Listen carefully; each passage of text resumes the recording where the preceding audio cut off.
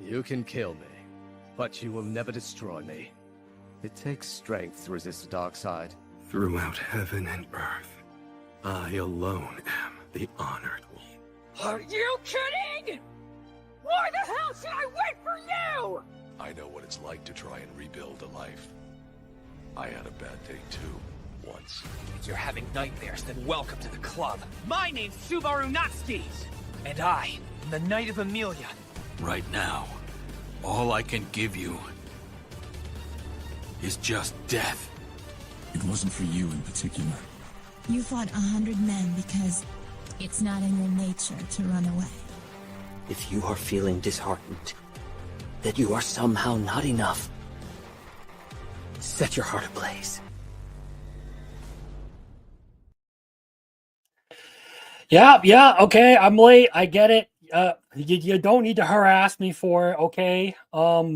It may or may not have been the fact that I needed to take a bit of a nap, and I fucked up. I may have snoozed the alarm, okay? And I am buying myself time so I can share the stream out, get things rolling, and try and recover as best I can. Because, ooh. Okay. All true story, by the way. Except for not. No. What really happened was I realized about 30 minutes before the stream that they were releasing that they had released a new episode of one of the shows that I'm going to be putting on the list today.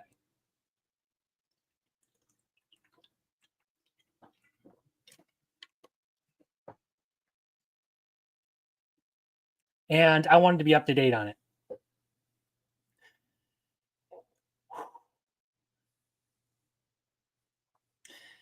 So we'll get into that.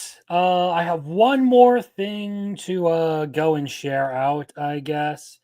Oh, cool. I already have it up here. Let's quote this. And post. Okay, there we are. All right. So sorry, I am a few minutes behind. It's unusual for me, but that's kind of where I'm at. Get this correct. I was in a rush here. I was rushing. Привет, something like that, you know. So hello, Marcel. Yeah, like I said, I already addressed. I was late. This is my fault. I was watching A Fragrant Flower Blooms with Dignity, and I didn't realize the episode was going to run right up until I was just about to, go live. So, Jeremy Turner, nice to see you. Sort of Demon Hunter comes back Monday. Great. I still have my bad. I still have that on the list. It hasn't officially ended, so it's good to see. Muffler tape. Appreciate it. I was a little behind. Haven't watched everything today. There's a lot to watch this season, honestly. I feel like there's a lot of good ones, and there are very few that I am genuinely looking to have a reason to take off the list.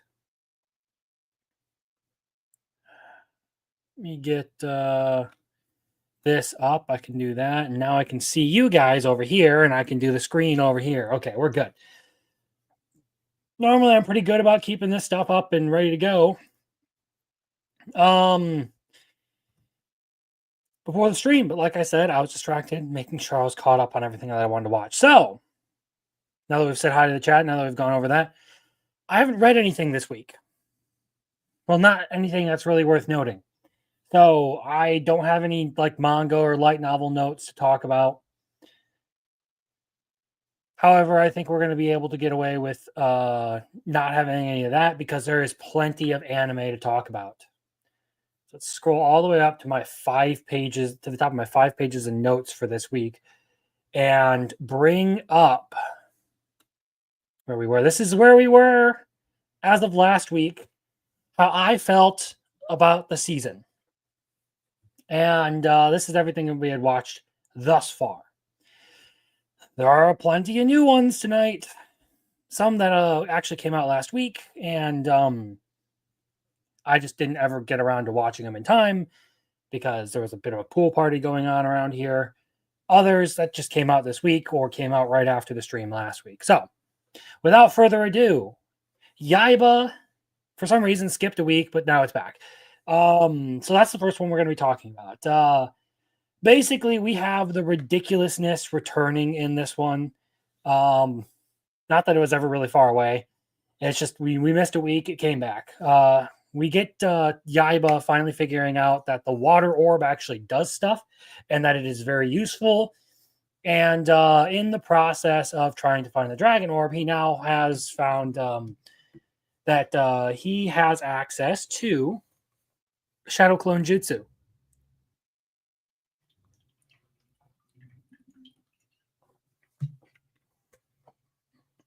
So that was interesting. The whole Ninja Hawk thing was kind of funny. I do like that they're still going with like the animal themes, but they are leaning pretty heavily on like them being more anthropomorphized. I also like that we get Spear Girl back in the group in this one, and that her whole thing is basically, yeah, I'm Zoro from One Piece and can't find my way around. So it was a good episode, if you ask me. I enjoyed it. Would I move it up on this scale? I'm not sure. And here's the issue: is Yaiba is a very good show, but it still does rely on a lot on some of like the old school shonenisms. It has some of that to its rating. And I'm not the biggest fan of it. I don't hate it. It's just like not one of my favorite things out there. But overall, the show is good entertainment. That much is true. Moving on down my note list and up the ranking list here, we'll go on to Witch Watch, which is the next big one that I have here. So I wasn't a huge fan of this latest episode of Witch Watch. They basically create like an entirely new anime just for half of an episode of this show. So we get a whole thing about like their made up anime. I forget what it's called. But they do this whole like dramatic episode for it, and then it basically goes into the teacher and student who are like the obsessed Fujoshi.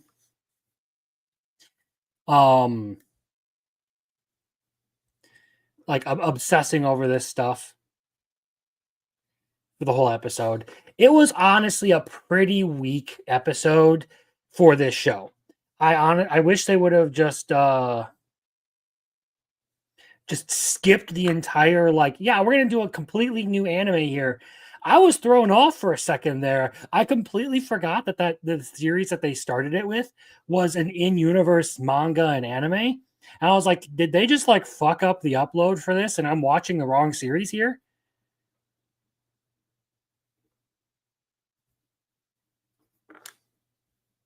I actually would agree with that. It probably is the weakest episode of the whole show. Like, it was not a good one.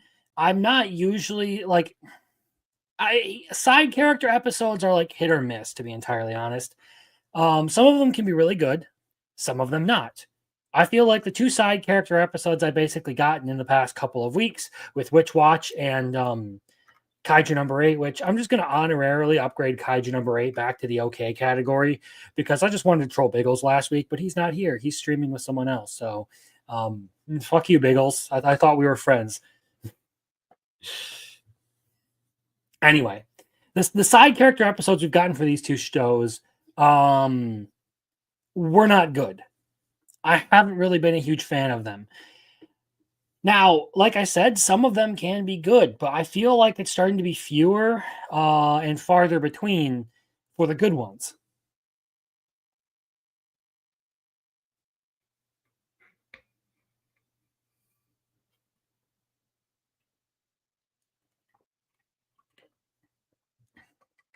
And that is true. It's like 14 episodes to the first meh episode. But it's still its weakest episode. It still decided to go with the whole like side character, subplot, different show sort of thing. And I'm not a fan of it. But overall, I have liked the Witch Watch. I don't think this one thing is really enough for me to completely degrade the whole thing. So we'll move on down the line. Next up to talk about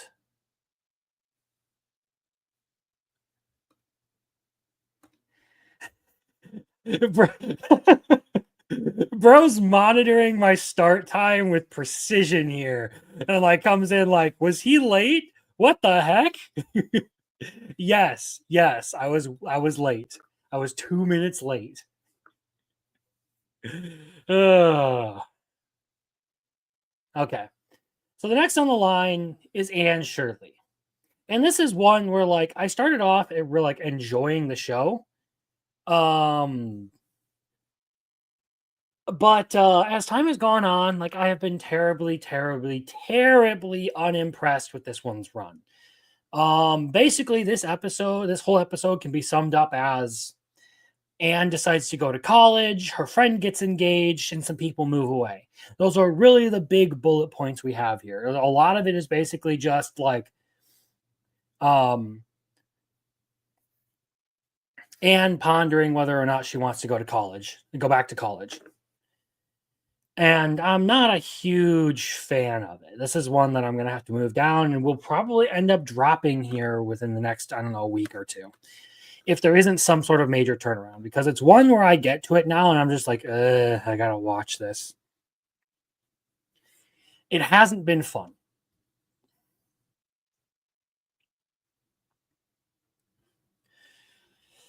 I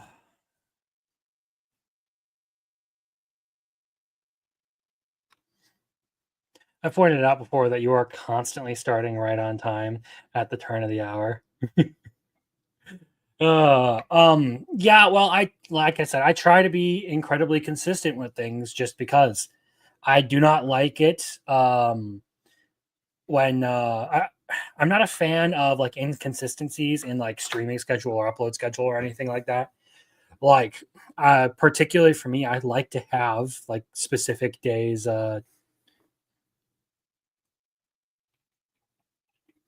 I like to have specific days where I do things at specific times. I'm just, I don't know, organized like that, I guess. And to be fair, you're probably used to some of the guys from the dojo and, Rolo and Roman doing their thing where they're almost never consistent and they can never like properly start on time or something like that.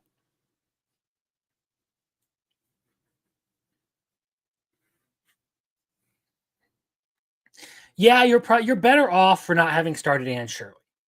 The novelty is fun with it at first, but eventually it does wear out its welcome.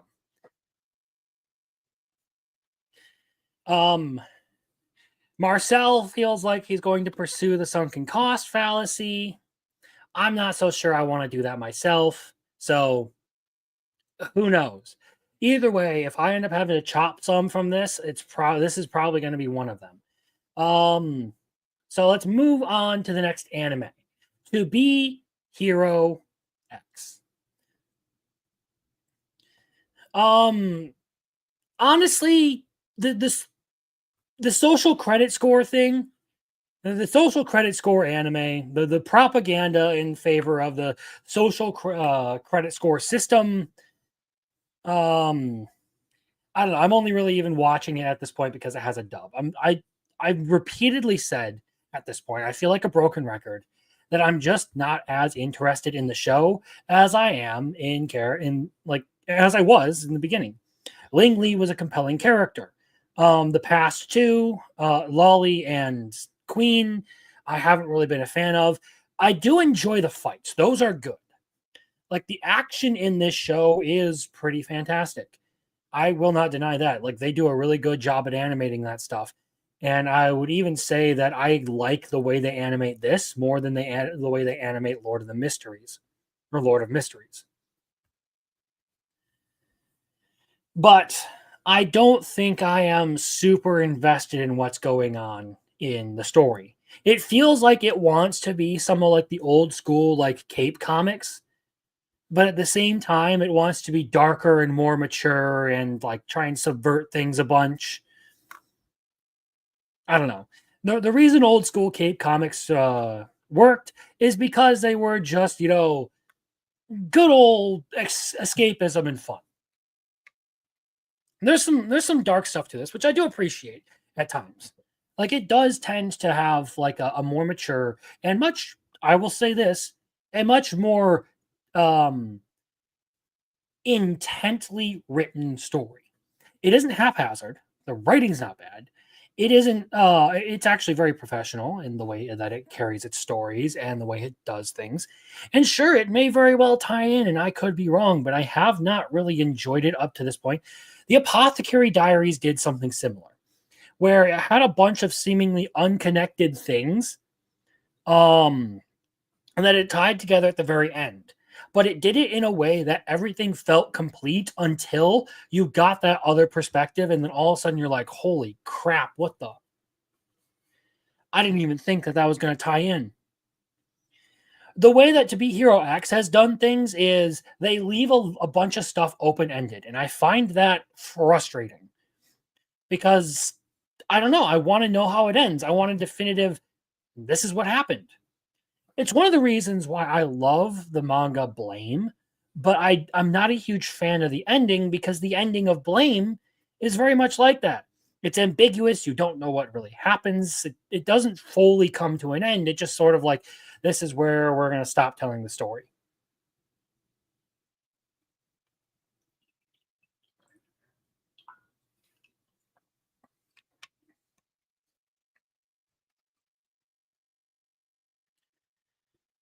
So all that is basically to say To Be Hero X is not for me. It isn't a terrible show. I won't call it that because I've been harping on a lot of people recently for saying that, like, for confusing their own personal tastes as something being objectively bad.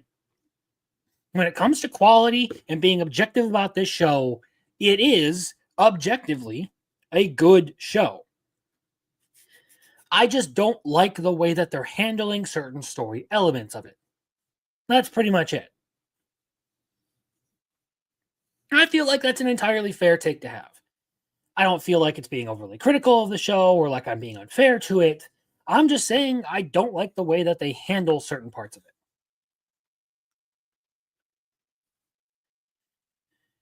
But if you want some good action and some like interesting superhero powers and stuff, it definitely has those in spades. Okay, like it's got really good action. Its powers tend to be interesting. Its power system is quite unique, but once you step back and think about it, it's basically just propaganda for China's social credit system.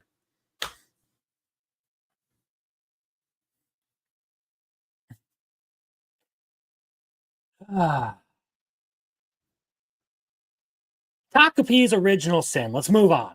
The anime that has spawned yet another moral discourse on the internet. So if you're unfamiliar with what's going on with this, Takapi's Original Sin is basically the story of an alien who comes to Earth with the whole mission of making people happy. However, he runs into a whole town, basically, is what it seems like, of some very, very shitty people. Like, let's be honest here. The people in this, like at least all the adults in this show, are awful human beings.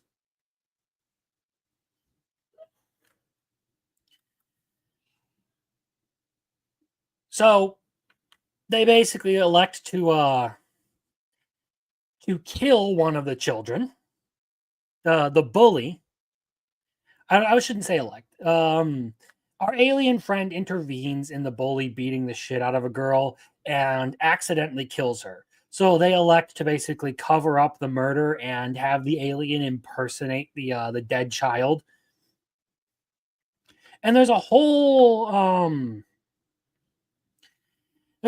moral like debate over whether or not the bully girl who's in like, I don't know, I wouldn't say elementary school, but like just beyond that, she's young.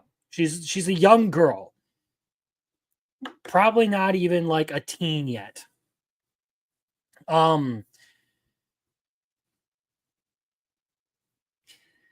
But there's this whole debate on this show around the idea of whether it's justified to kill the bully because of the things she was doing. Some people will say, well, I was a bully and I always wished that my bullies would die. Therefore, this is absolutely correct. You should kill bullies. Other people have said, I don't care how bad she is. She didn't deserve to die. And I'm kind of in that camp. No, I do not like bullies. I fucking hate bullies. And a little bit of lore on Crimson. I was homeschooled for most of my life, but for a couple of years I was in public school. That would have been like first and second grade. And there were a couple of people who decided they wanted to bully me, or try to anyway. I basically decided that I was going to push back on them, and they never really had a problem with that again. I guess that left an impression on me.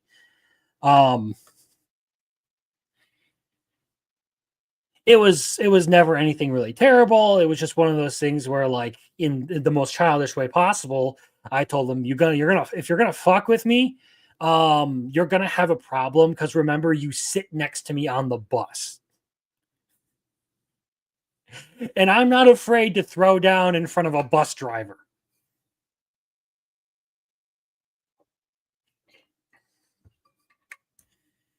That was how I behaved in first and second grade. Either way, I do think that in this case, Marina did deserve an ass kicking at the very least. She was an evil little shit, and there is no justifying, no matter how awful her parents were to her, there is no justifying killing a child. At least not in this situation. I'm sure you could find one or two, or you do something like, I don't know, self-defense or whatever. Like if the child decides they're going to start wielding a gun erratically. But this isn't one of those cases, I don't think.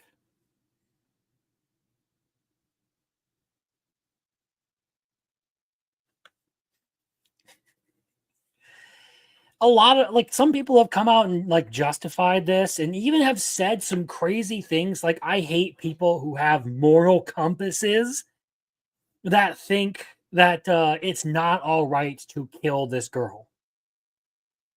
Like, holy fuck, how do you come out and say something like that with zero shame?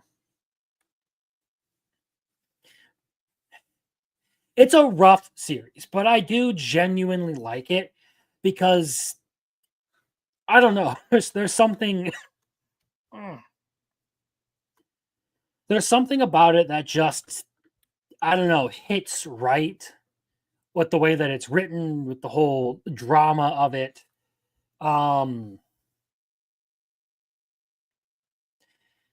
Like I said, every parent in this show ends up being horrendous, and we do get a little bit more background into like all this stuff. We also start to see like Takapi like really like regret ever getting involved in this situation because of everything that now he has experienced as Marina. And of course, right at the end, everything's starting to go sideways because, well, they're kids. They didn't do a very good job at hiding the body.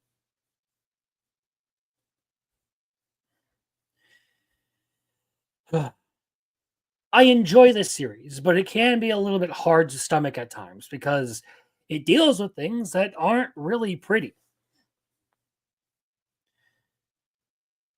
Okay. Let's move on down the line. The next one I have on the list, which I actually should have done before this, was Lord of Mysteries, but somehow I fucked this up and got out of order. So, with Lord of Mysteries, I actually found episode 4 to be a markedly noticeable improvement over the whole pacing of the show. I like that it slowed down. Sorry, I don't know. I like picked up something this like last week or whatever, and now I just keep coughing. It's like the mildest of like coughs or colds or something, and it's just persistent as hell.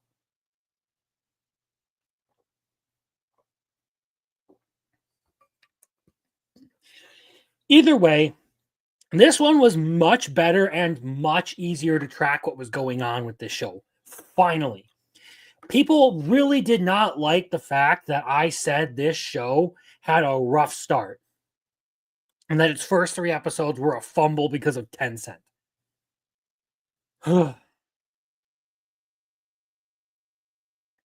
I like that they're getting into Klein actually using the his gray fog thing to sort of set himself up for victory in the future. I think that's actually a really cool element to the story. I also like that they like did some family stuff and they show Klein actually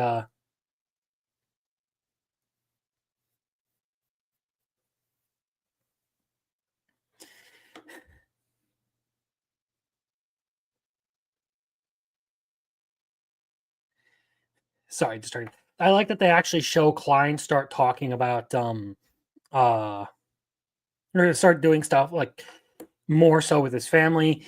It mentions his siblings. You actually only see one, and now we're being just now introduced to the second of his siblings. They actually took some time to like, start dealing with the world as is. So that was cool. I liked this episode much more. And I'm glad that I do, because this show was one where I was like, this could be a really good show. I just don't like their pacing, and I think it's pretty fucking awful. And to this, interesting you say that. I didn't even know you were watching the show unless you're just fucking with me.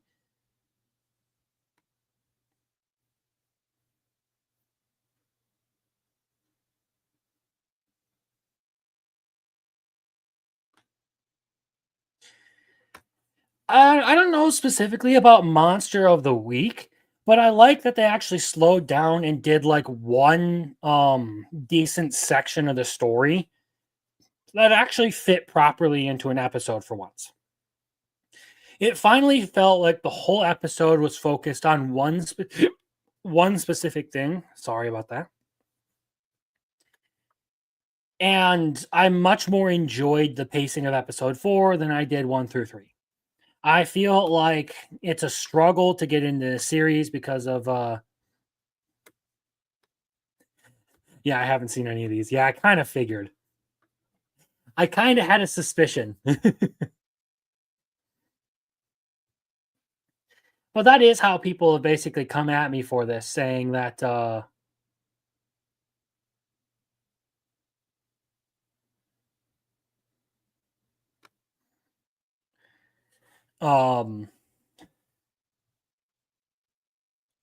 don't even know. I completely lost where I was going. I'll pick a fight with you on the animation, though. I think it's the best I've seen. Widescreen format on top makes it feel more grand. I don't like the widescreen format, honestly. And that's not enough to make me stop watching the show, because it still is good. But I don't know. I liked the fight between I like the way the fight between Boa and Queen looked in To Be Hero X over this.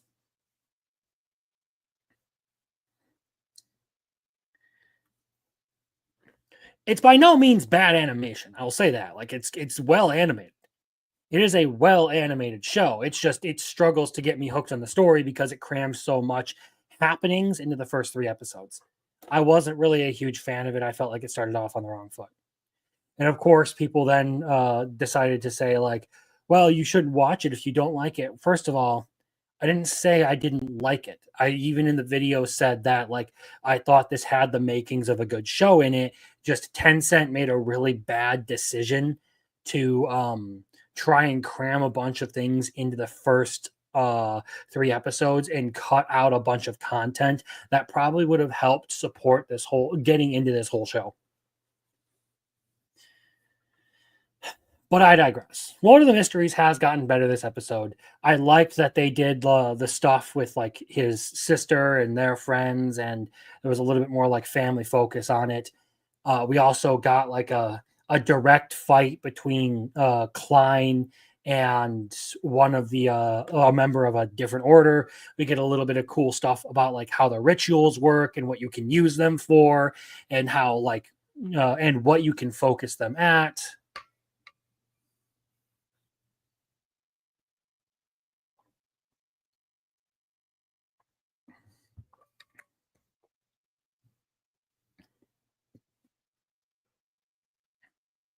There was a lot of cool stuff in this latest episode. And I'll leave it at that. Okay. Next one on the list. Tutor to the Duke's daughter.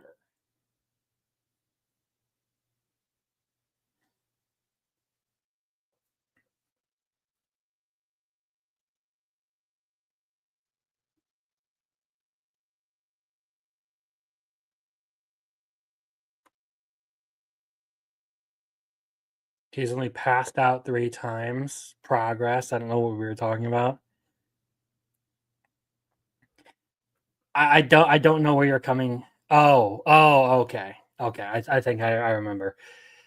Okay, you're probably mentioning Shy Hero, okay? But no, we're talking about Tutor to the Duke's daughter here. That's the next one I'm moving on to because that is the next one on the list. This is another one that I feel like is probably going to end up on the chopping block.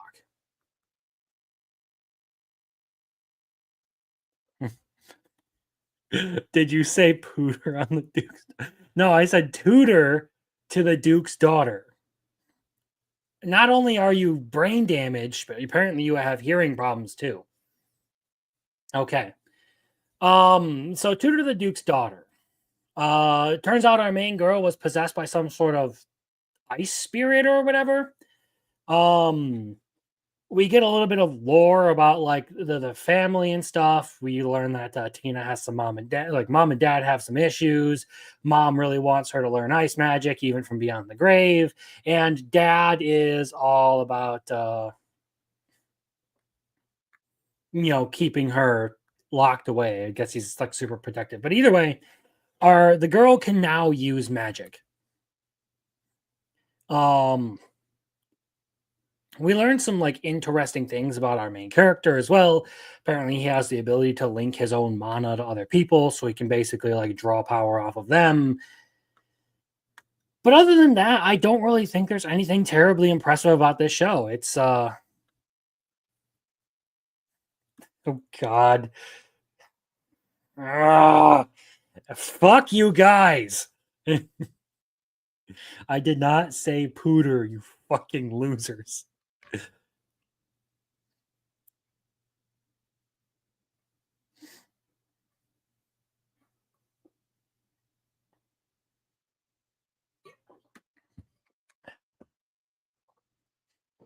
Okay.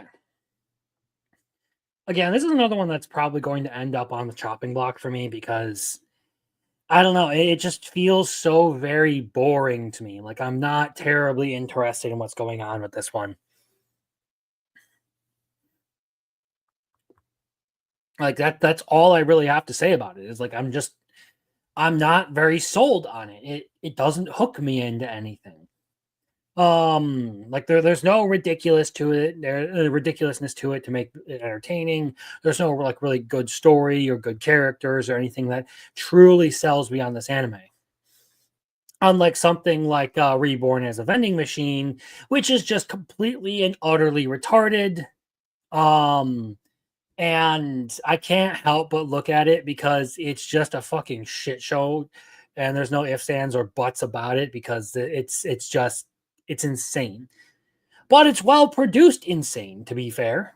So in this latest episode, we now have Boxo being able to talk, and he somehow manages to make Lamas jealous of Hulami, so that's an interesting thing. And then, of course, we have the whole BDSM frogs scene where one of the guild receptionist ladies is like deciding that she's going to whip a bunch of fucking frog people. Like I said, this show is utterly ridiculous at all times. Also, hello to the questioners. Appreciate you showing up. I like the world in this setting, but I don't really care about the characters.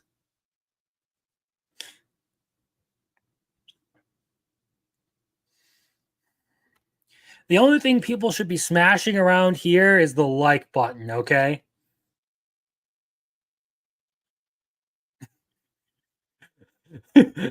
See that sentence right there.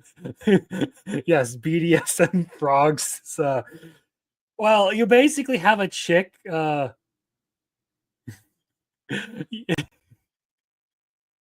basically have a chick in a tight leather suit with a whip fighting frogs. In which, honestly, let's just be like completely real here. I even find it hilarious when it's done in ReZero, but whips are not good weapons. Okay, they kind of suck as weapons.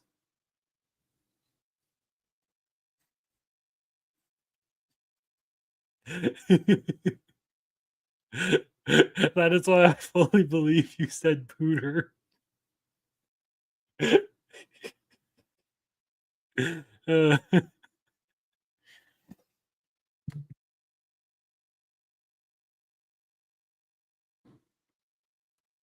That's the least ridiculous thing in that show. True. I'm consistently blown away that this show gets so much praise because it legitimately is just pure brain rot retardation.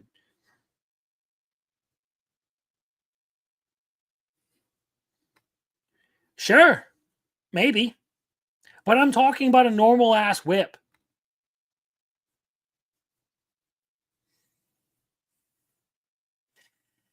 Anyway, it's a dumb fun show. I genuinely do enjoy this one because like it's really hard to not like it just for it being fun. Okay. So next up on the list,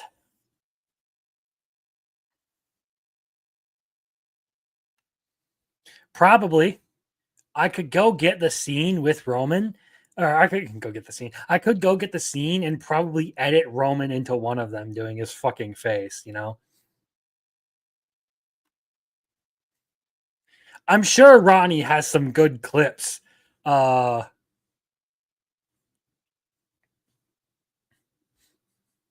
sure Ronnie has some good clips I could use. So Call of the Night. Well, let's talk about this. So,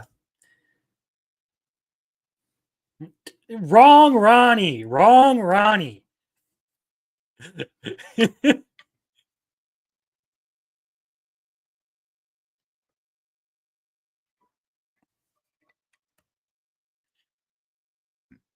As far as Shy Hero goes, Stunned Hero goes, it's way down there on the list. We're working our way through it. We are just now moving off of the first page, and it's on like page 3. Okay, so Call of the Night.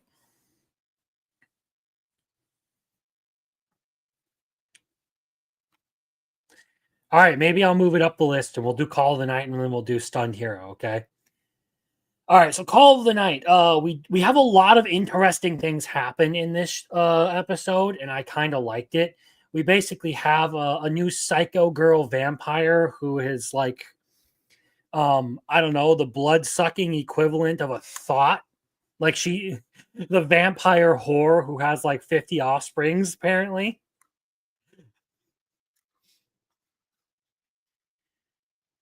I guess she just enjoys she just really really enjoys like making men fall for her and turning them into vampires or something. Either way, in all of that, we also get the return of Akun or Mr. Drago, and we also then have, the detective showing up in all of this. Like right at the end, she's finally caught up with everyone. This is going to be an interesting next episode. That's going to be kind of strange. And of course, in all of this, I do have to wonder if Ko's friend is going to be okay in all this. Because he's basically involved with a psycho fucking vampire.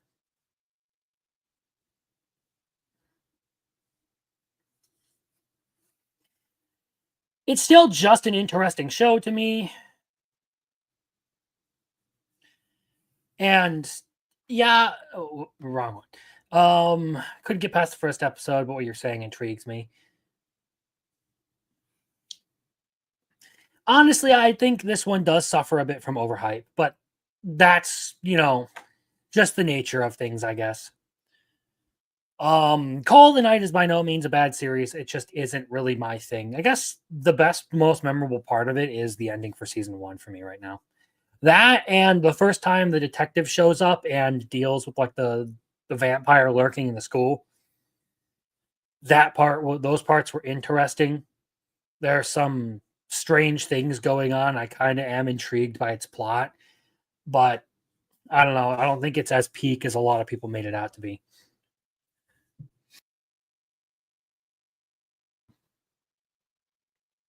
And also, apparently, Marcel really likes taking baths with traps. So, you do you, sir. You do you. That's your thing. I ain't gonna judge you for it. All right, since Biggles really, really wants to talk about this one, let's talk about the stunned hero and the assassin princess. Because Biggles needs his Dami Mommy coverage, the Mega Mommy Milkers must be discussed.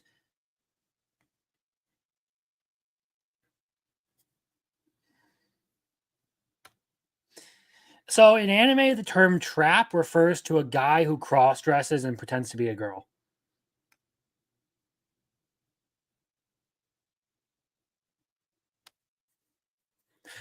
The D rank adventurer. Okay. I thought it was pretty funny actually. They do this whole thing where like this dude who is basically a pipsqueak compared to the guy he's harassing is like talking shit and everything, and everyone is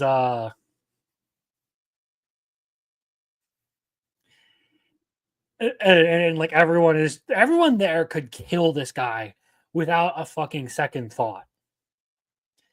And he's talking shit to him, and he starts hitting on the girls, and all like, "Get away, get out of here, trash." But in this episode, they do decide that they're going to start taking turns, trying to kill this motherfucker, because they none of them have confidence in the other's abilities to actually do anything. So first up on the list would be none other than our magic demon Loli. So she decides she's going to take a stab at it by creating a massive slime that is immune to brute force, because our main character only attacks with his fists. However, what she did not anticipate was him basically picking this thing up and slinging it around like a fucking yo-yo into the cave walls. He basically gave this thing the Mario 64 treatment and picked it up and just circle tossed that thing.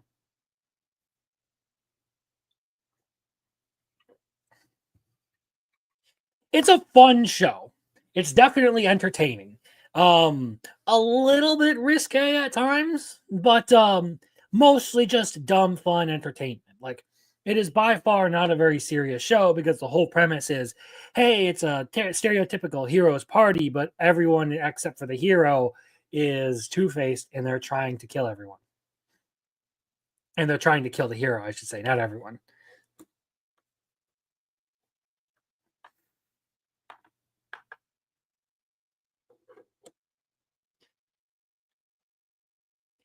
It's a fun show. It's definitely not one that I feel like I'm going to drop anytime soon. Nice reference.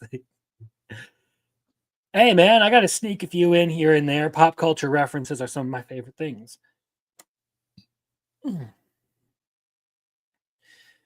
So, I mean, I also do appreciate the fact that they gave us a little bit of good fan service to this one with the Dami chick waking up in just like lingerie and everything. And she like basically like straight up acknowledges that that's her role now. Like, I guess I'm the one who has to explain everything now. I guess that's my new job. And it's also funny that we basically hear like the whole reason the hero is like even doing any of this is because he wants the confidence to be able to talk to people. So by his logic, and this is utterly ridiculous and funny in and of itself, by his logic, he has to beat the demon lord in order to get some confidence enough to talk to people, especially to women. I hate to break it to you, but Mario 64 was ported to the Nintendo DS. That's how I know about it. I never owned a 64. I did own a DS. So I had the DS version of Mario 64. It's a good game. I love that one.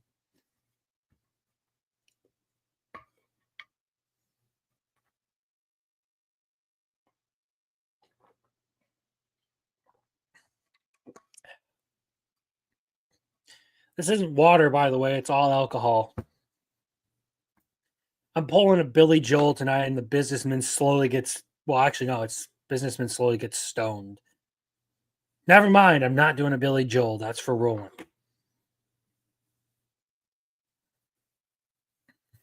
That only makes it worse and makes me feel older. I am sorry. I am sorry. Okay. So let's move on down the list because the next one, well, we're actually going back up because we've already talked about Stunned Hero. Detectives these days are crazy. Honestly, this is another like shit show anime that I feel like is just fun to watch because it's crazy. Like it's basically just a bunch of random misadventures involving some really, really stupid stuff. And it's entertaining. Like we got the whole bomb thing, and I laughed pretty hard when he asks for a picture of the bomb, and she does the stereotypical like female thing. She puts herself in the shot with the bomb. That was great. Like, no, we need a better picture. She takes one entirely of herself. Of the bomb.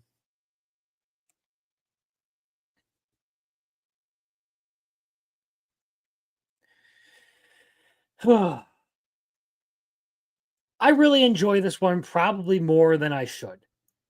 Like, it's just kind of fun all the way around.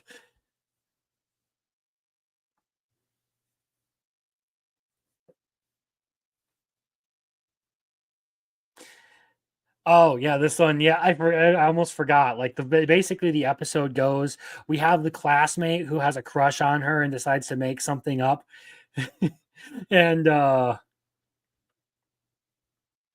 like get her over to have more time to spend with her. Then we had our main guy, the detective, getting framed for being a panty thief. That was an interesting series of events. And then the bomb thing was like extra hilarious to me. I think that was pretty much like the icing on the cake for me.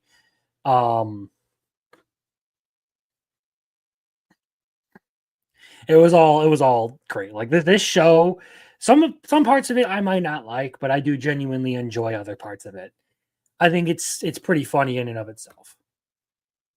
My 8-year-old pulled up Donkey Kong 64 and was like, "This game is awesome," and I was like, "I'm very much aware."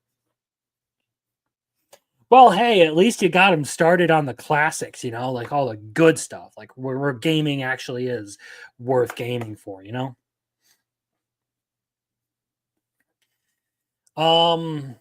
Okay. So now we're going to move on to like one of the peak summer series right here. Clevitas. This one's just fucking fantastic. Episode 2 further cements my belief that this is going to be one of my favorite anime of the season. This one is a bit of an emotional heavy hitter in a few ways. Like, you get some backstory on some stuff on one of the characters that's probably going to be a huge probably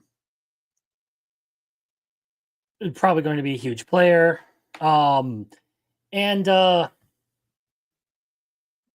Yeah, you basically get Nell's backstory. The whole episode is them like basically, learning how awful human beings can be. They're dealing with all the bandit stuff, and of course,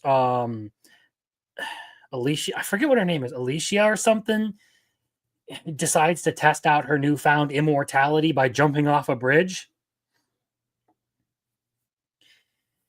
Either way, like I'm loving this series. And to answer this question, what tier list is this? I'm talking about everything that I've been watching for summer anime.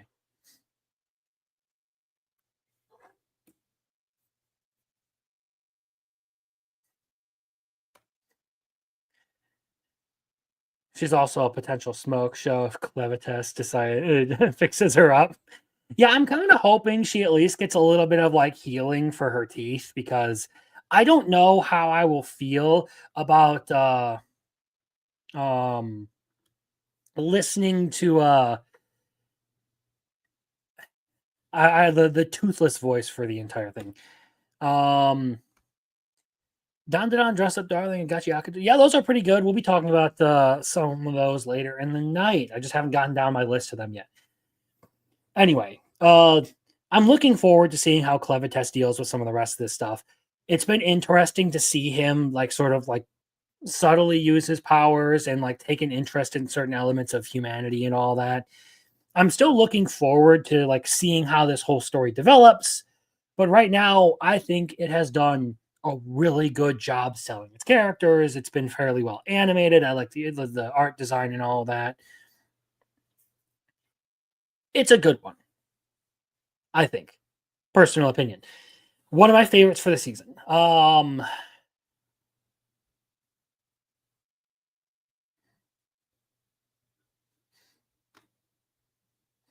Made a new video on Outcast Restaurant again. I wanted to do one on this, but I want episode 3. Interesting.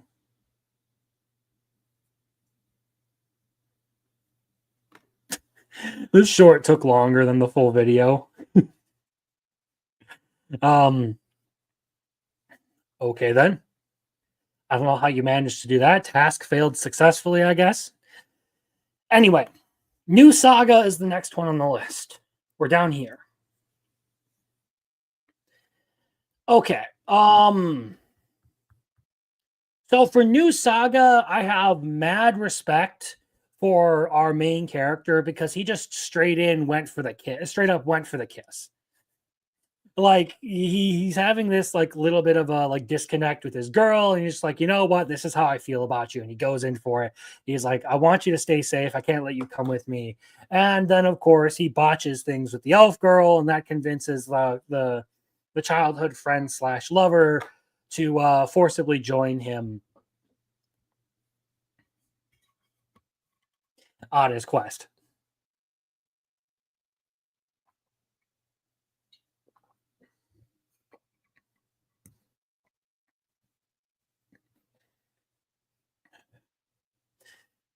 And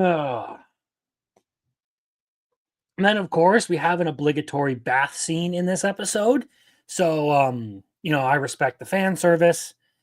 We have our main guy realizing that if he lets his friend go and peek on everyone in the bath, it's going to be a bad time. And he's sitting there desperately trying to fight the guy off. And at the very end, we're reunited with our magic sword. So we're going to get an explanation as to why the sword can talk. And of course, it's possessed by the spirit of a lolly. Why wouldn't it? No fantasy is complete without a magic lolly, okay? And just a rule of anime for some reason. It ain't fantasy until you have your magic lolly. I really like New Saga and how it's going. It's basically a cheat skill anime, but solely with knowledge of the future. With this, I'm actually going to move this one up a bit. Over to here, because I do think this one is genuinely pretty good. I have liked it so far.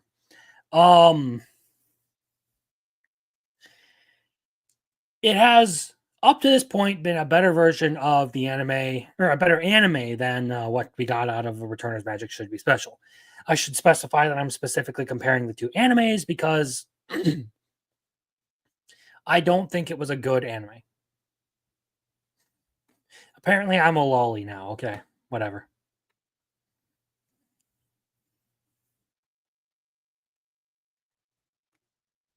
All right, bye, Biggles.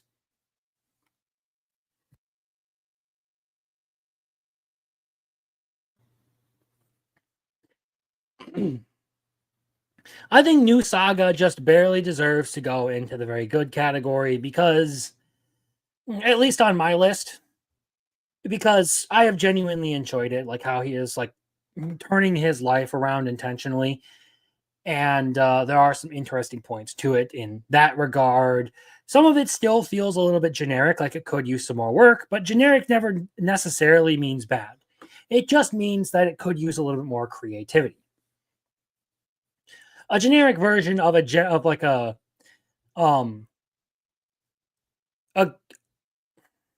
already good story, I guess, may still end up being a good story. I like what this has done, although some things in it, like I said, can feel a little bit like trite and overused. But New Saga has been fun. And I like this latest episode. It's improved my impression of it. Let's talk Onmyo Kaiten. That's the next one on the list. Onmyo Kaiten, while it is one of the shonens of all time, I will say that.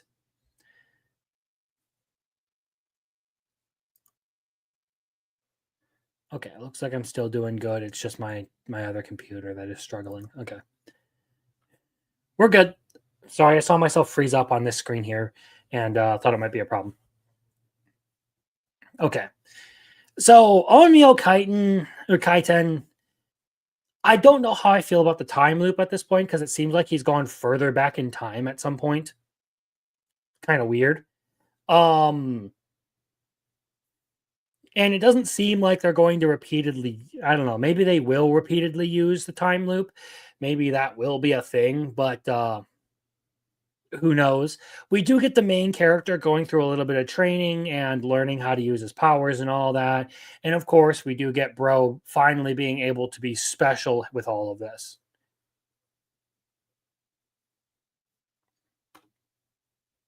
I said computer, not PC. I should specify. I have my PC, and I am also in the call. I could show you this. I have my administrator account on my laptop so that just in case I had a problem with like DCs and streams a while back where my computer for some reason just couldn't hold the connection.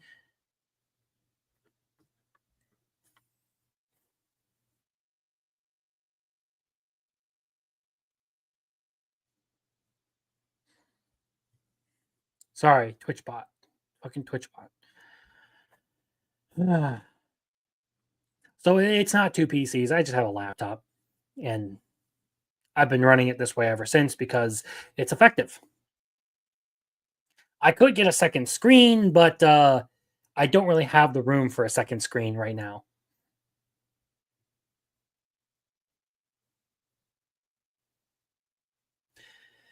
So with Onmyo Kaiten, I don't know. I feel like the techno-futuristic Japan thing isn't really my style. It's not something that I am super hooked on.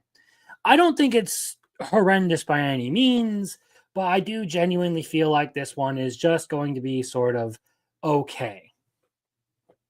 That's how I feel about it. This one's just kind of okay.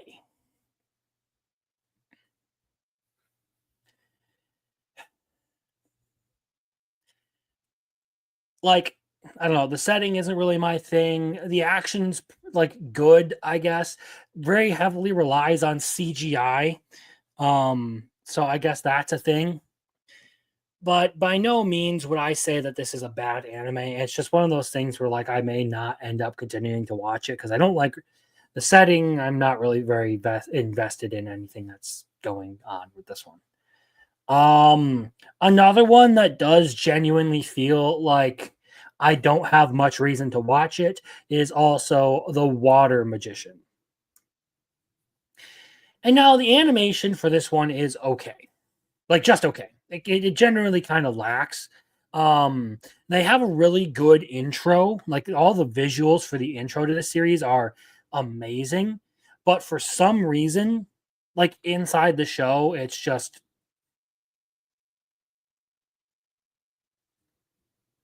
not that good.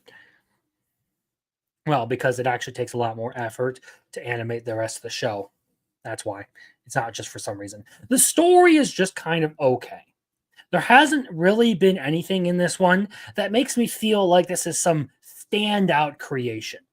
And it overall does feel kind of janky with these first two episodes. Like there hasn't really been anything that's been like super consistent. There's some interesting things, like they do go out of their way to like, you know, have the whole Fae King part of the lore and all that. That's cool. I respect that. But everything else still generally just kind of feels like it's thing happened and then and then and then and then and then and then and then and then. So I'm not terribly impressed with this show.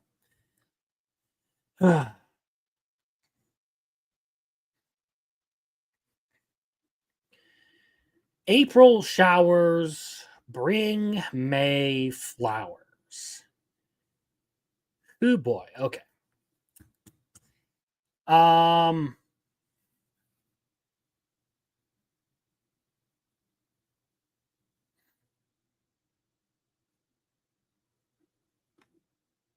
This season has the making of a very comprehensive watch later list. Perhaps, yeah. Perhaps. But we'll get into some of the like the better ones in here that I think are actually worth a damn. There are quite a few that I tried out this week that I thought were really, really good. But we'll get to that. We'll get to that. We got to work through all the ones that we already have on here. So, April showers bring May flowers. Not really liking this one. I'm gonna be like entirely honest. Like it's not really anything of note outside of the fact that they actually had the balls to make this chick, you know, not like a super hot girl who actually who just looks a little bit raggedy, and then they clean up some bruise marks and a little bit of dirt and straighten out her hair, and all of a sudden she's gorgeous. No, like they genuinely go out of their way to make the chick not look good, and then start building the love story around her personality and this guy who's just genuinely nice. I respect that, but everything else about this show, not really a huge fan of.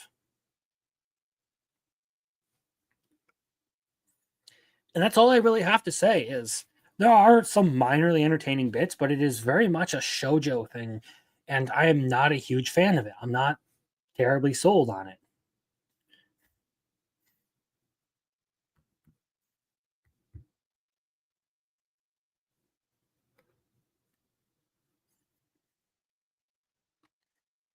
I don't know. I'm just not really that interested in it. If you like it, it's fine. Right now, I haven't really felt the pressure to start cutting any of these. I've been keeping up with it just fine. But I got other things that I do need to get through, like Star Blazers and all that. So we're gonna see how this goes here.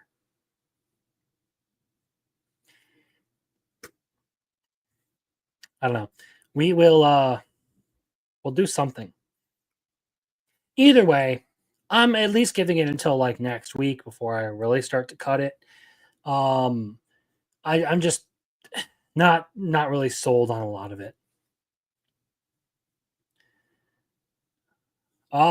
Secrets of the Silent Witch. I actually really like Secrets of the Silent Witch.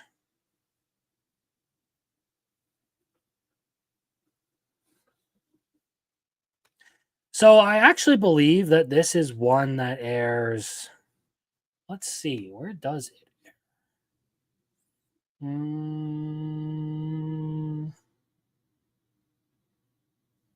It's gonna be all the way at the top. April showers bring May flowers.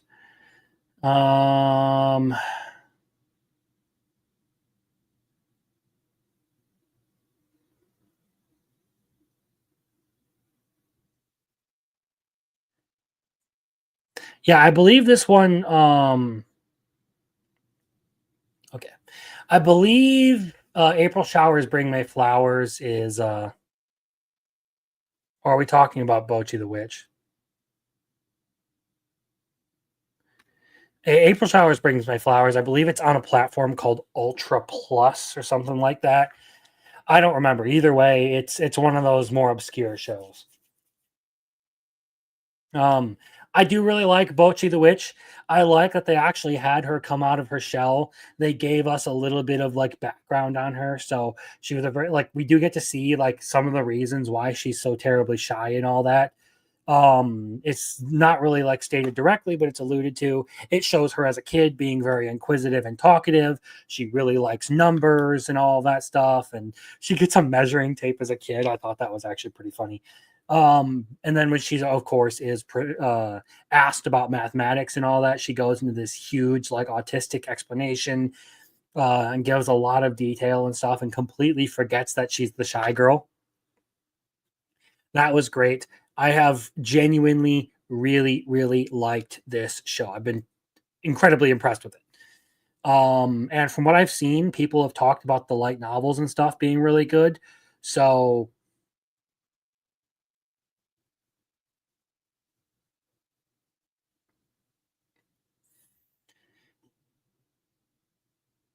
it's I think it's pretty good. I'd like it there are some dark things involved in it. Oh god.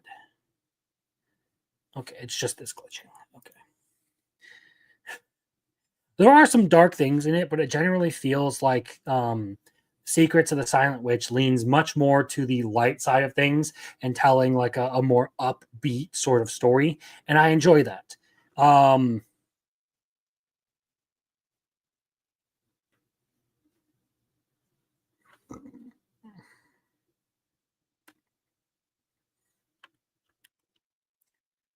Yeah, there is that. Oh, oh. Okay. So this one, I think it does genuinely belong in the very good category. It's very well done. Light novel fans seem to be very happy with the adaptation, so I'm looking forward to it. Moving down the line, Kaiju number 8 would be here, but unfortunately, I did not see any new episode come up for Kaiju number 8. I don't know what's up with that. If it's out, someone tell me. I could probably find it with a little bit more of a thorough look. It's just, it never came across my feed for whatever reason, which seemed weird to me. However, My Dress Up Darling. And now this is the one disadvantage that I will say has been a problem with doing things the unusual way like I do. The subs for this episode of My Dress Up Darling were completely and utterly fucked. After about the 8-minute mark, everything went to hell. So while visually it did present a good a good episode, and I kind of knew everything that was going on because I have read this manga. The subs were not there on any platform that I checked. Like literally every platform. Apparently Crunchyroll did well or had good subs, proper subs for it. But everywhere I checked, the subs were utterly fucked for this. But to quickly round out basically what happens in this one, we have the conclusion to the whole Halloween thing, which I thought was really funny. It was a good bit of an episode, a good bit that happens, and of course we go to the other part of it where like there's the whole magical girl thing happening.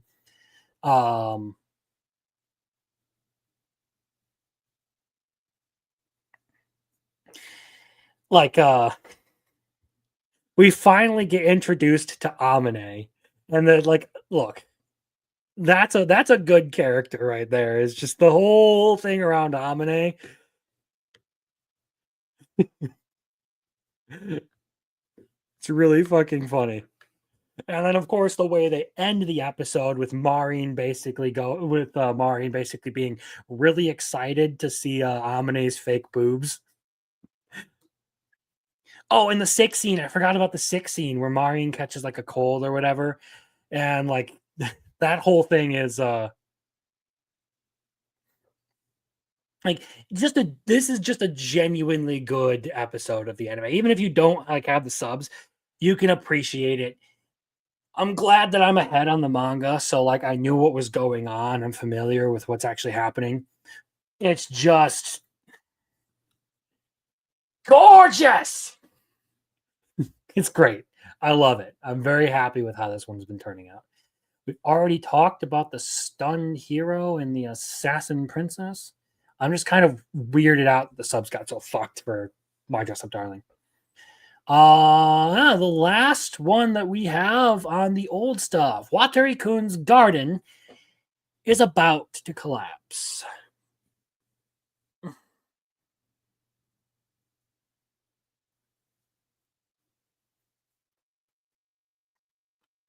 You mean it's absolutely darling? I was only sad we didn't get to see Gojo wipe off Maureen's sweat. Ugh.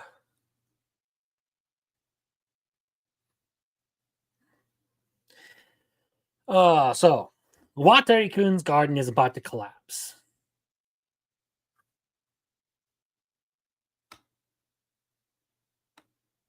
I don't know why I erased my notes for this one before I started reading them. Luckily, I can hit the back arrow and bring them back. Okay, so with Watari-kun's garden is about to collapse, we have our main character going through a bit of an existential crisis. He's trying to figure out what it is that his whole life is supposed to mean and how he's supposed to manage everything. We potentially also have a Yandere sister. And I don't know if I really want to continue this one, but it's not horrible. It would be one that's on the chopping block if I ever feel like I need to start cutting anime from my list. But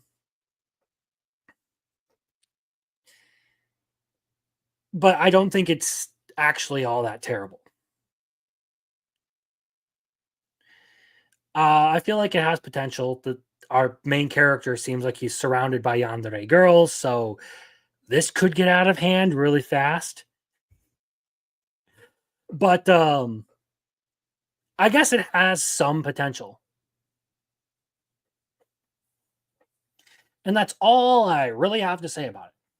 Honestly, like the whole thing with like his sister, like he's super attached to his family and all that. And there was the stuff where like he almost gets kicked out by his aunt, even though like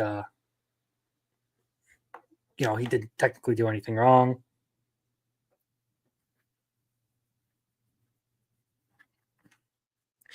I don't think the main character was super annoying. I just feel like I don't know where some of this drama is coming from, and it kind of feels like it's out of left field.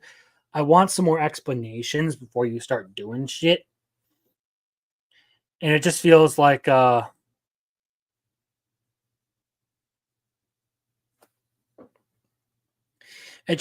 things are getting a little bit crazy. Either way, the sister sort of like faking her grades or whatever just so that she can spend more time with her brother. That was kind of interesting. But then again, she might turn out to be another yandere.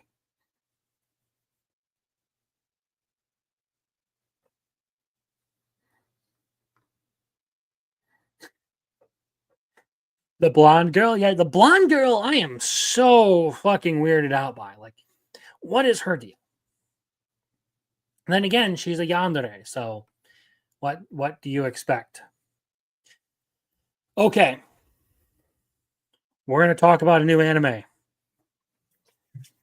We're going to talk about some of the new ones. We're finally into it. And the first one on the list is, of course, the one that tickles my tism the most this season. Ruri rocks.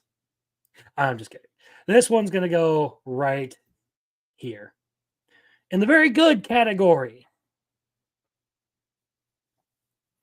So there is a lot of things to like about this. Studio Bind did great with the animation for this one. I think it actually has been animated very, very well.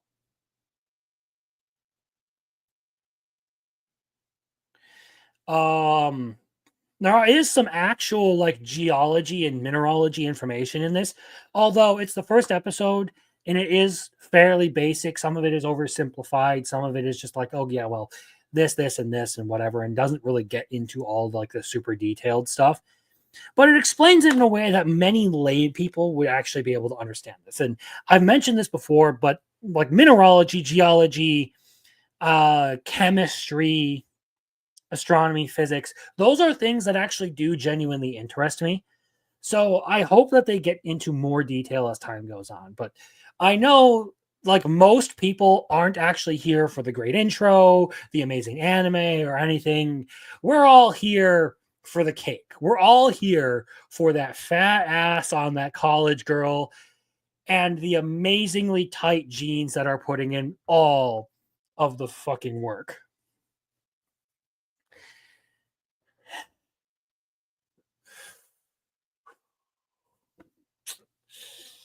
Man, them crystals aren't the only things that are rock hard, you know? No, they like Nagi is legitimately my new but down bad moment for the season. Like, I need her. I need her, okay? In all seriousness, this is like a genuinely good anime. I think it's very fun. Ruri, one of our main characters, just sort of being like petulant and childish. It's entertaining. I actually find that pretty funny. I have no idea who we were talking about. All right, let me see if I can pull something up here really quick.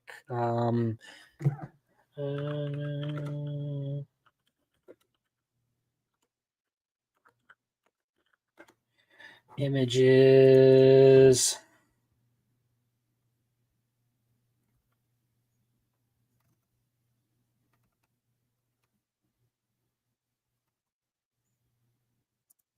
Here's a good one. So this is the chick I'm talking about right here. She's amazing. Warhammer wielding geologist. That's all I need to say. It tickles my tism in all the proper ways. It is absolutely fantastic.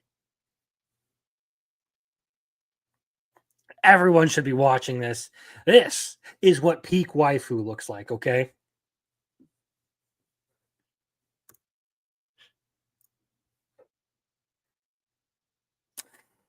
So that one's on my very good list. There's a lot of things I really, really enjoy about this. If you want to know what her personality is like, I don't know, watch the fucking Rock anime, okay? There's one episode out right now. There will be 2 tomorrow. I think it's great. Really good anime.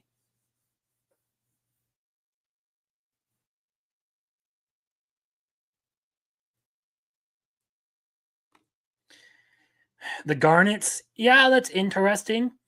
I don't know.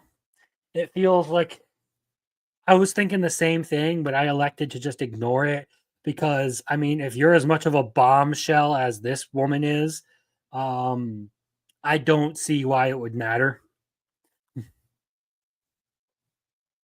Okay.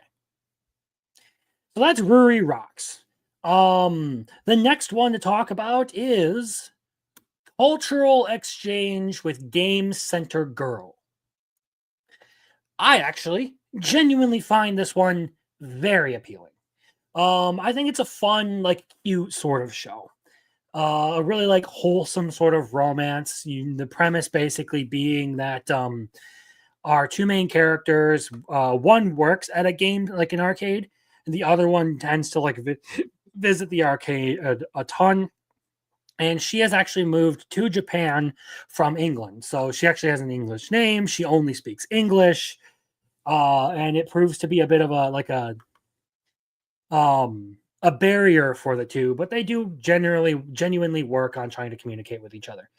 The English in this one actually doesn't sound too bad. Normally, it kind of annoys me when you have Japanese people in subs trying to voice English just because of the accent and all that. Sometimes they're not very good at speaking English. Gee, I wonder why. It's almost like it's not their first language and they don't speak it very often. I can't really judge them for it, but I have to be objective when it comes to quality. I actually really like Lily. I think she's a very entertaining character. So that part of the show is fun to me. I'm not sure about the age gap on this. It seems like they're trying to make her out to be like the end of middle school and the main character at like the beginning of high school. So I don't know how that's going to work. But I like this one. I think it's a nice, wholesome romance to watch. I feel like it's actually worth a damn. So it's going at the top of interesting for me. I think this one is a very good show. All right. Now we get to one of the heavy hitters for the season. Gachiakuta. And I'm not going to lie, I've been a huge fan of this show. I do think that this one actually happens to be a must-watch. So it may not end up being the best show of the season, but I genuinely really fucking love this one. I thought the animation was pretty good, great in fact. I think it's been a very good adaptation of the opening. I'm glad they dedicated a full episode to everything that they covered. I feel like the pacing was correct. Everything was conveyed properly. And it's a very compelling start to the story, if you ask me. Like, it actually has some sort of emotional incentive for you to care about what happens. Our main character basically just got betrayed by everyone else everyone he ever knew. The guy who raised him, if you're unfamiliar, spoilers. The guy who raised him gets murdered. He gets framed for the murder, and the one friend that he actually had decides to turn her back on him, even after like everything he had, done to try and prove his innocence to her. We'll get introduced a bit more to everything that's going to happen in the next episode, because you're going to get a little bit more of an explanation of the world and like why it looks the way it does and everything that's happened. But I think it started out on a good foot. I have genuinely really liked Gachiakuta.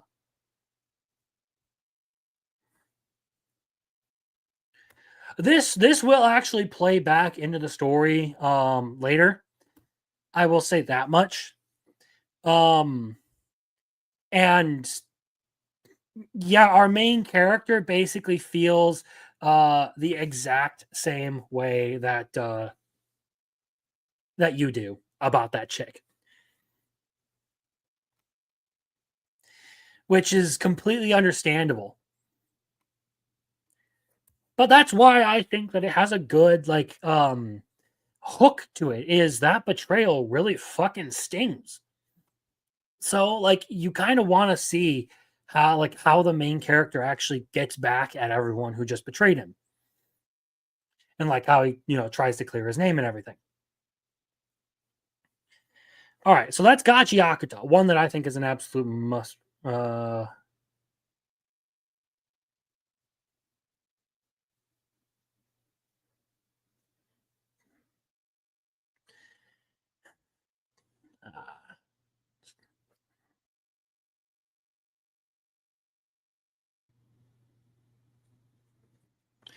God, everyone's going to try and bully me into Shield Hero. Look, I don't want to watch two seasons to catch up. I don't know. It's a tall order. It is a tall fucking order to try and catch up on that one in this season. So the next one on the list is Scooped Up by an A rank adventurer. So this one is, it's the same plot we've been dealing with for the past couple of seasons. I've been rejected from my party, but I'm actually secretly OP. And now I'm going to go join a different party and become even more OP because they actually appreciate me. I'm going to put this one in the interesting category here. That's about how I feel about it. Actually, no. I feel like this one actually is just going to be in the okay category. It was, I don't know, decently entertaining, but a lot of it does still feel like it is the same thing that we have seen over and over and over again. I've watched both episodes of it at this point. Basically, our dude gets trained by someone really overpowered, and he becomes super overpowered, and then he leaves to go join an adventuring party, ends up being a part of the heroes party, gets ejected because they think he's being completely useless when he's not, and then ends up having a good stroke of luck as another group actually needed a white mage, which he was. So he ended up joining them. There isn't anything that I feel like has been super incredible about this that makes me want to continue watching it. Well, I shouldn't say that. There's nothing that makes me like really super compelled to watch it. Hello, JM. Glad to see you. It feels very typical, but still has some level of entertainment. At least they do set up a little bit of character work in the first episode to actually sort of try and make it work. But it is generally just kind of like generic shit.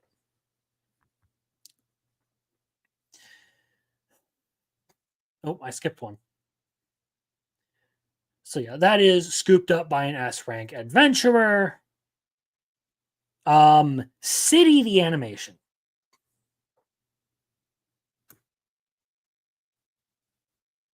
So City the animation is one that I do think is actually an interesting anime. I don't think it's amazing. I did like the humor. I thought it was funny. The animation is good. I like the way they do a lot of these things. I personally like it, but I don't think I can make a huge recommendation on this one.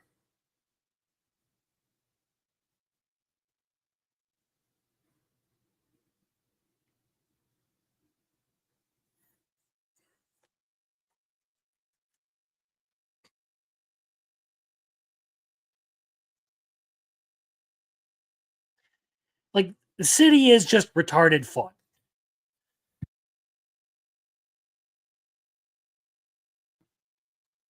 Like, it's got some like funny, just like really stupid jokes to it. And it does play those off pretty well. And I find those like hilarious. But it's not something that I think I could recommend to everyone. It may just be for the people who are fans of Nichijou.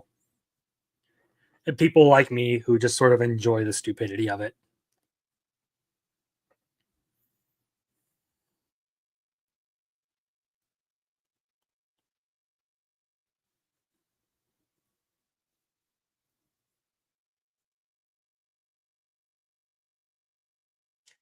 It doesn't really say what city, I don't think. It's just called City. That's what I mean. It's like it's for a specific sense of humor, and it caters to my sense of humor very well. Okay, so the next one on the list, Ugly Mug Epic Fighter. This one's going to go in the interesting column because this is yet another one that is just utterly ridiculous isekai, and it's entertaining just for that. So the premise for Ugly Mug Epic Fighter is basically you have a dude who gets framed for a crime he didn't commit just because he's ugly and decides he's going to take a stab at a second life. So what he does is he gives himself a bunch of ridiculously negative. So the way this functions is the more negative traits he takes on, the more points he gets. So he gets a bunch of ridiculous. He puts a bunch of ridiculous negative qualities on himself, like my earnings are reduced to 1/10,000th. If I touch a girl, I lose 1/10 of my health points. If I ever have sex, I get dismembered and die. He reduces his looks to like negative 255, but in return, he basically becomes a god.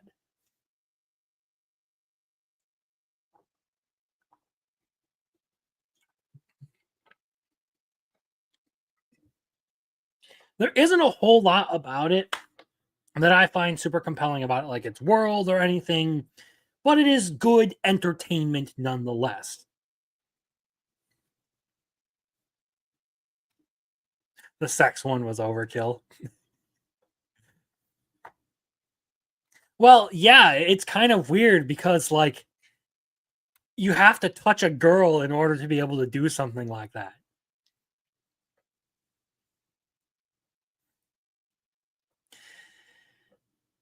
It certainly does something unique and like totally different. So I can appreciate it for that. It has some level of originality to it.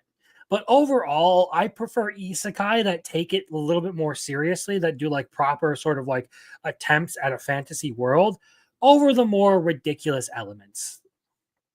So stuff like Overlord, ReZero, Mushoku Tensei, those sorts of stories are much more up my alley than stuff like Reincarnated as a Vending Machine or Ugly Mug Epic Fighter.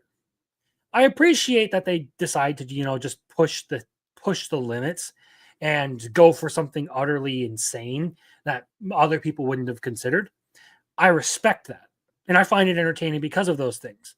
But it's not quite all the way to my taste.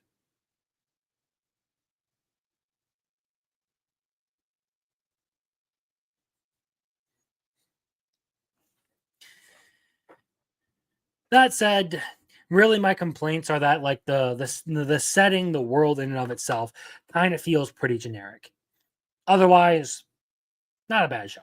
So it goes in interesting. One that will not even get that high though is Betrothed to My Sister's Fiance. And that one goes in just okay.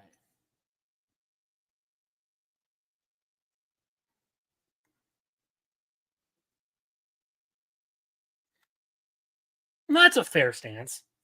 I can see that potentially being the case, but right now I don't really have a problem with it.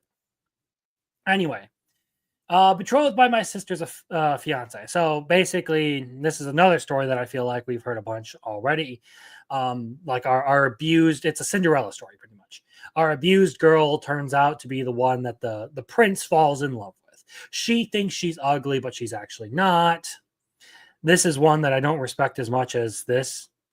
Fact, since we're talking about it, it's probably going to go down here. They do this whole thing of like, oh, you're ugly, you're ugly, you're ugly. I'm ugly. Da, da, da, da, da. She's actually pretty. Cool. I've seen that a million times. They straighten out her hair, wipe away a little bit of grime. All of a sudden, oh no, she's hot. It feels a little bit jumpy at times. I'm not really super sold on the story or anything. It feels fairly stereotypical in certain tropes that it uses. I don't know. This is one that I'm not a huge fan of. That's all I can really say. Is it feels dodgy at times. It feels like it rushes through a bunch of stuff that it probably could have taken its time on. But I don't know, maybe a couple more episodes and it gets better. Okay. Apocalypse Bringer Minora. I don't know. Apocalypse Bringer, whatever the fuck. This is another one that I feel like had a crammed first episode because they wanted to get to some things real fucking fast. It still does always feel like every time I come to this series, it feels like Dollar Store Overlord, and I am terribly unimpressed every time.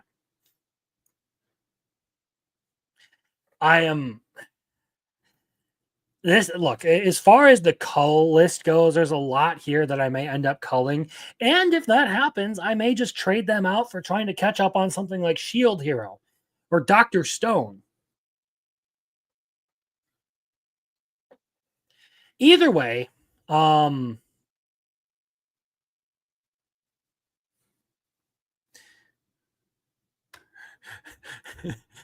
hit the lick button, apparently. I didn't know that was a thing. That's please do not lick me. I will punch you. There should be no licking in chat.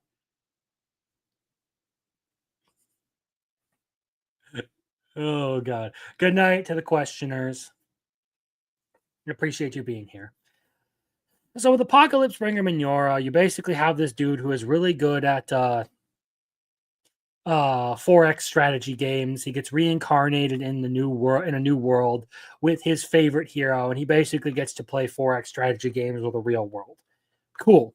It honestly would have been fun if they had just done something like that and not tried to do a bunch of the other stuff that they end up doing in the novels. I probably would have liked it more. But instead, you basically have full on chaos as a bunch of other game rules start getting imposed in this whole series. I guess my biases are kicking off against this series because I'm not a huge fan of it. And going into the anime, I wasn't a huge fan. I was a bit more nitpicky. It did feel rushed. I'm not super impressed with the animation or really any of the characters or anything. It just, I don't know. It doesn't entertain me as much as other things. But that being said, we have 5 left, and I think that these 5 anime are actually fairly good, all to different degrees, and are worth your time. So let's talk about Night of the Living Cats.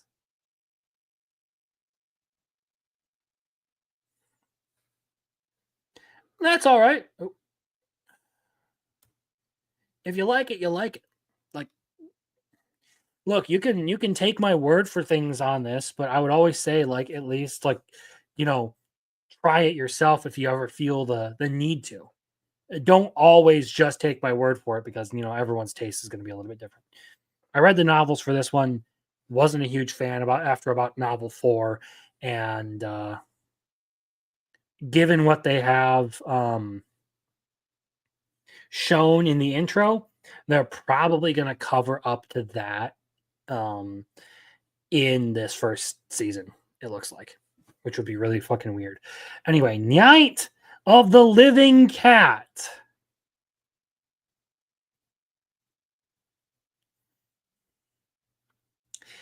I personally think that this is a very good series. I personally think that Night of the Living Cat is great. And it's not because it is some fantastically written, moving series. No, it is an utterly perfect parody of zombie movies. It is completely and utterly ridiculous to the core. You have a bunch of buff ass grown men fighting through a horde or fighting to get through a horde of cats. It's great. You take all the stereotypical tropes of a zombie movie and you just turn it into a cat. I think it's fantastically hilarious. I couldn't help but laugh at how utterly ridiculous it was. It's something that it's just so out there. I have to watch it. I'm sold. I'm already sold. You have a secret agent who has completely forgotten everything about his past life. He's this real tough guy, but he is absolutely in love with cats and he can't bring himself to do anything to harm cats, but he can't ever touch them again because cats are incredibly dangerous now. They turn people into being in tears using the water sprayer that looked like a flamethrower. Yeah, that whole thing. Or just all the buff guys, all the super tough JoJo's looking buff guys walking into the cat cafe and being super obsessed with it.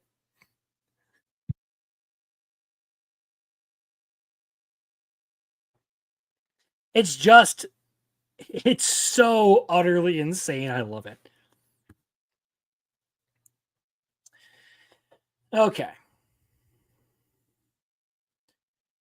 So yeah, that is Night of the Living Cat. It is completely overdramatic in a terribly comedic way. Fantastic. The fragrant flower blooms with Dignity. So there are 2 episodes out on this one right now. This is why I was 2 minutes late to the stream. 2 minutes late. Crucify Crimson. He's 2 minutes late.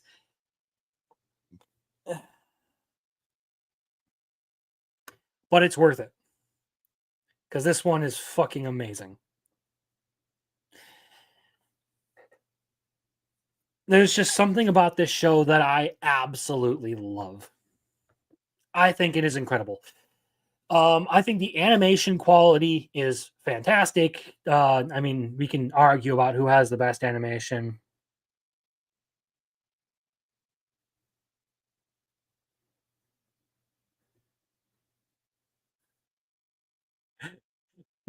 Didn't take me a cat apocalypse to spray the neighbor's cat with water, only shitting on my doorstep. Yeah, fuck that cat if that's what you're dealing with.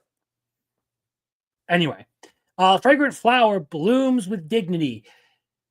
Oh, I love this show. So it's kind of a take on Romeo and Juliet, where you have 2 people who are from different schools. Our heroine is from like a highly prestigious all-girls school, and our main character is from the delinquent school next door to it. But he's actually like a really, really nice guy, and people just think he's scary because he's tall, blonde, and doesn't smile very much. However, our main heroine, this short little girl who can pack away food better than anyone else I know, and she can pack away food like she's Monkey D. Luffy, finds out that he's actually a really nice guy, and she's super nice to him, and is like trying to be friends with him and all, like trying to get close to him and all that, and he's just not used to it. But they do give him some genuinely good moments. Like, he's trying to be a good person. He actually goes out and he saves her from a couple of guys who are trying to mess with her. He takes a couple of hits, scares them off, generally manhandles his friends who are absolute knuckleheads. I like the overly exaggerated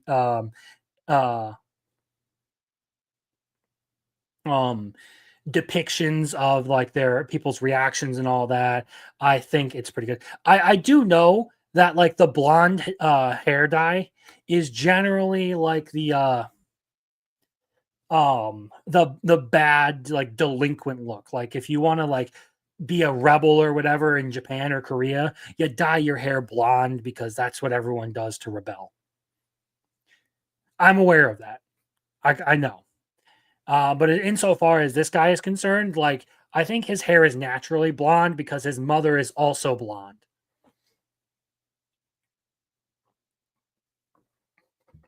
But, like, he's this tall, like, really intimidating looking dude. But his family runs a bakery and he is a really nice person. I think it's a really, like, wholesome, very entertaining, very fun series. Just like getting a good amount of comedy and wholesomeness out of this relationship between 2 characters I actually do genuinely care about. Like, they don't feel boring to me. I like both Kaoru and Rintaro. And this one is one that genuinely lived up to the hype that I saw around it. I am very pleased with how much I have liked this one.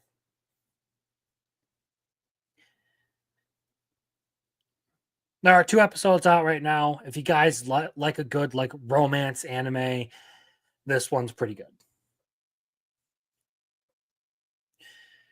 Okay, Tougen Anki. Let's talk Tougen Anki. So this one, for now, is going to go in the very good category. Oh boy. Jeremy Turner with the $5. I appreciate that, man. Gotta bounce, but thanks for the stream. And sorry for being obnoxious in the chat. Hey, man, I do these streams because I enjoy people being obnoxious in the chat.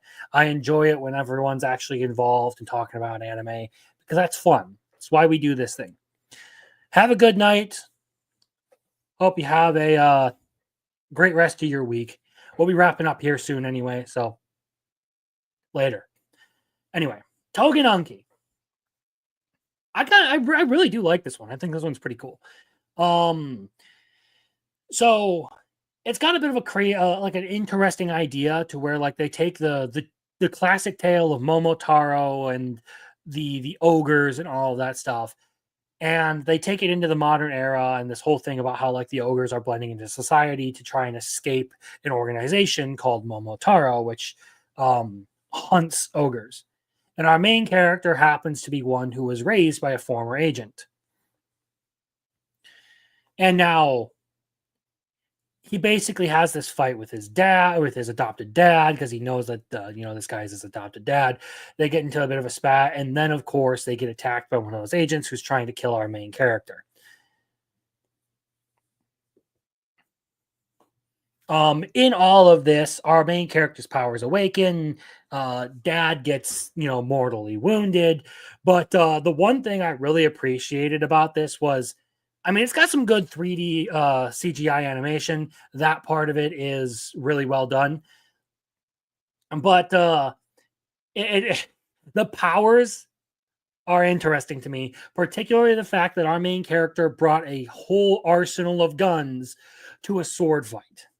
That part I thought was pretty interesting. The powers look cool. So there's some interesting parts with that. Our main character kind of has that lingering regret of never really being able to apologize for that spat he had with his adopted father. I'm sold on this one right now. Like, I think I thought it was pretty good. I think it's got an interesting premise, and could be a solid performance for the season. Well,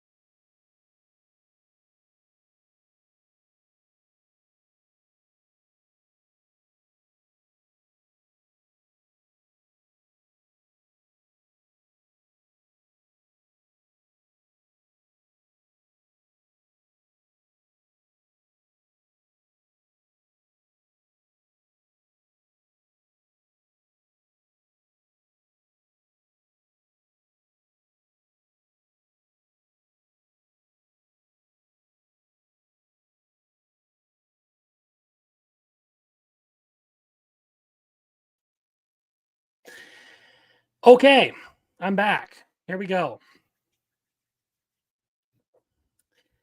Where were we? Yeah, it just full on decided to fucking DC me for whatever reason. Is this? Oh, I gotta add this to the stage. There we go. Okay, so let's try and get this completely done before we are out of here. So yeah, he had that America quirk. Yeah, he brought a full on arsenal. It's cool. I genuinely like this one. Togen Anki, I think it could be a solid performance this season. The next one on the list is The Summer Hikaru Died.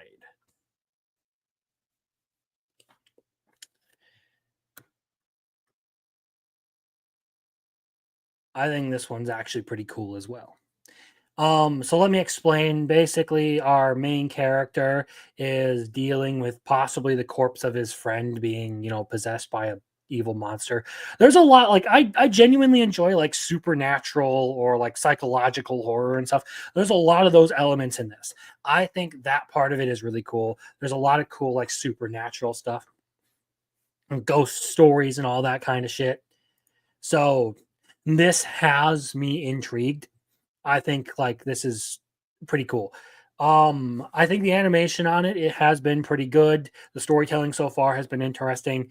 I'm still trying to figure out like what's going on here. Are like these two dudes like gay for each other or something, or were they just really close friends? In some of these things I can never quite tell, but either way, I like the fact that you're basically dealing with some eldritch horror possessing this blonde-haired kid. Meanwhile, everyone in the town is starting to panic because they knew something was living up on that mountain, and now they actually have to deal with it because it's killing people. I believe there are 2 episodes of this out right now. It's fairly good if you like that sort of like psychological or horror element to it. I think it is definitely worth looking at. I won't say too much more because that's all I really want to say for the introduction to the series. I like it. It has a lot of things that I'm into, so I'm looking forward to seeing where it goes. Finally, we have dealing with the Mikadono sisters is a breeze. Oh. Okay, there we go. And I think this one is a very good entry, personally. So the premise of this is that our main character, of course, they decided to go with a Shota for the main character, is the son of a very, very popular actress. And she has since passed away, and now he's being taken care of by another family. Of course, he ends up in a very prestigious school, and is living with the top 3 students in each program at that school. So he's living with the top performing arts, the top arts class. When did that end up down here? I must have accidentally dragged that. He's living with the top arts student, the top, I don't know, intelligence, and the top sports girl. They're all sisters, basically. And they are like prodigies at everything. And of course, you can't have a series like that without the main character being utterly fucking useless. He sucks at everything, but apparently he's really, really good at cooking and cleaning. So he's basically the housemaid. And normally I would gripe about that because I'm really tired of the loser and the popular girl getting together thing. Like, I don't think there are many, like a lot of series have tried to copy that and just don't do it very well. But I still had a whole lot of fun with this show.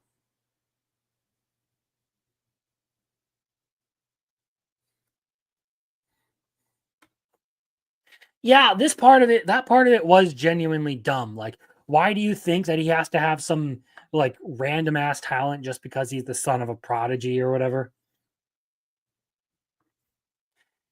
It's weird. But I would say like this is probably a B tier romance, but I genuinely enjoy a lot of it. I found a lot of it fun, particularly with some of the stuff centered around Nico, the red-haired girl.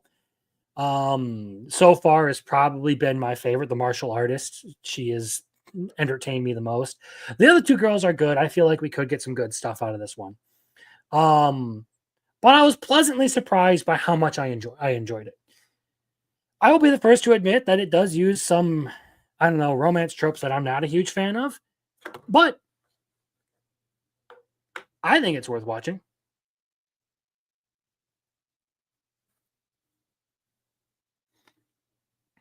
Yeah, I generally liked it. He'll be their emotional support and get some in the end. Yep.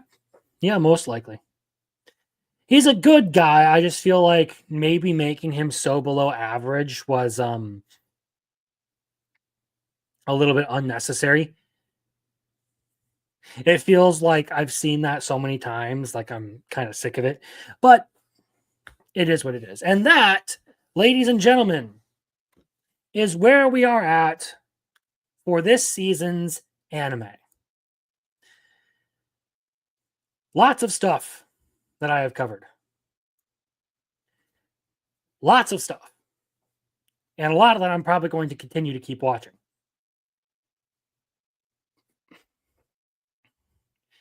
But that being said, he still has a look. So, yeah, that being said, I hope you guys all enjoyed this show. I enjoy doing them, so I hope to see you. I don't know when's next. I may not have a video up Monday because I'm going to be gone all day. Well, not all day. I'm going to be busy tomorrow. I have other things to do, so I probably won't be able to produce a video. That said, you can keep up with me in a couple of places. I mean, here on YouTube, I talk about a bunch of anime and stuff. That's pretty much all I do here. And then on Twitter, of course, at Crimson Lawson. I would hope you would, hit the like button, subscribe if you're not for some reason, and just, generally be a fan, support the stuff, watch the videos when they come out. I'll be talking more seasonal anime, working on a few, video essays and stuff. But that said, have a good night. I hope you all have a great rest of your